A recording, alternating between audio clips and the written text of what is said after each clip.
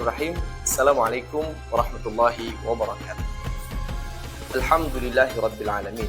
Wassalatu wassalamu ala rasulillah wa ala alihi wa sahbihi wa mawala amma ba'd. Hadirin saimin saimat rahimani wa rahimakumullah. Alhamdulillah, kita pada hari ini sudah memasuki kembali ke bulan yang sangat istimewa dan sangat diberkahi oleh Allah Subhanahu wa taala, yaitu bulan suci Ramadan. Ini merupakan suatu anugerah dari Allah, di mana doa-doa kita Allah ijabah. Dari bulan Rajab kemarin sampai dengan bulan Sya'ban, kita berdoa, Allahumma barik lana fi Rajab wa Sya'ban wa ballighna Ramadan. Ya Allah, berkahi kami di bulan Rajab dan Sya'ban dan sampaikan kami di bulan Ramadan. Pada hari ini, alhamdulillah, dengan rahman rahimnya Allah memperkenankan kita untuk memasuki bulan suci Ramadan dan beribadah di dalamnya. Ini merupakan sebuah karunia yang amat sangat besar. Mengapa? Karena Ramadan sejatinya mampu menaikkan derajat orang-orang yang beriman ke derajat yang paling tinggi di sisi Allah Subhanahu wa taala. Suatu ketika Thalhah bin Ubaidillah, salah seorang sahabat Nabi sallallahu alaihi wasallam, bercerita bahwa beliau melihat ada dua orang pemuda yang memasuki kota Madinah. Dua orang pemuda tersebut lalu menemui Rasulullah sallallahu alaihi wasallam, lalu mereka berdua bersyahadat di hadapan Rasulullah sallallahu alaihi wasallam. Salah satu dari dua pemuda tersebut sangat kuat dan sangat bersungguh-sungguh dalam beribadah kepada Allah Subhanahu wa taala.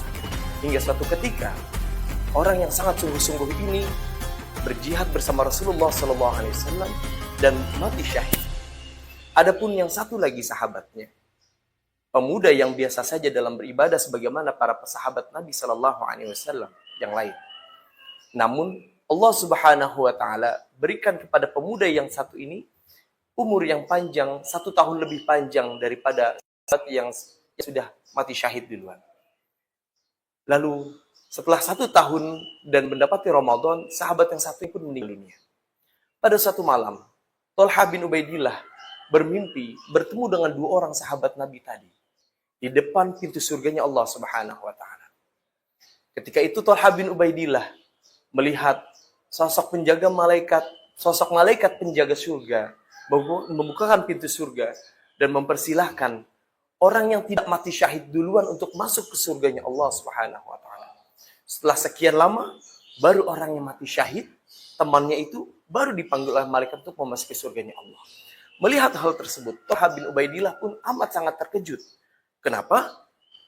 Kok bisa orang yang mati syahid itu dikalahkan derajatnya dibanding dengan orang yang tidak mati syahid derajatnya di sisi Allah Subhanahu wa taala. Maka keesokan harinya, Thalhah bin Ubaidillah pun bercerita kepada para sahabat Nabi sallallahu alaihi wasallam. Maka virallah cerita tersebut di hadapan para sahabat Nabi sallallahu alaihi wasallam. Dan berita tersebut pun sampai kepada Nabi sallallahu alaihi wasallam.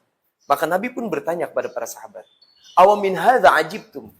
Wahai sahabatku, apakah dengan hal ini saja kalian merasa terheran-heran? Bukankah sahabat yang tidak mati syahid tadi telah mendapati Ramadan bersama kita? Bukankah sahabat yang tidak mati syahid tadi sudah berpuasa Ramadan bersama kita, melaksanakan sholat tarawih bersama kita? Maka para sahabat Nabi radhiyallahu anhum ajma'in pun berkata, "Bala ya Rasulullah." Ya wahai Rasulullah. Maka Rasulullah pun bersabda, sesungguhnya perbedaan derajat antara keduanya adalah seperti perbedaan antara langit dan bumi. Luar biasa. Ramadan yang Allah berikan kepada kita itu mampu menaikkan derajat kita di sisi Allah Subhanahu wa taala jika kita mampu memaksimalkan ibadah di bulan suci Ramadan. Ibadah apa yang dapat kita maksimalkan?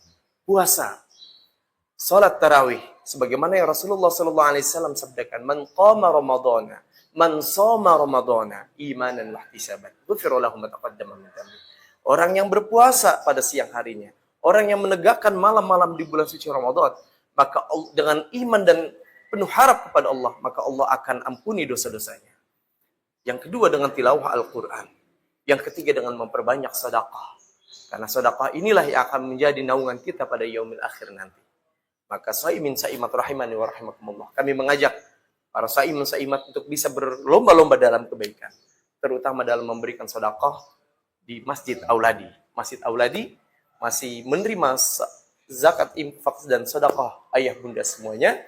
untuk bisa kita salurkan untuk makmuran Masjid Auladi, untuk diserahkan juga kepada orang-orang yang berhak di sekitar Masjid Auladi. Demikian apa yang dapat saya sampaikan. Assalamualaikum warahmatullahi wabarakatuh.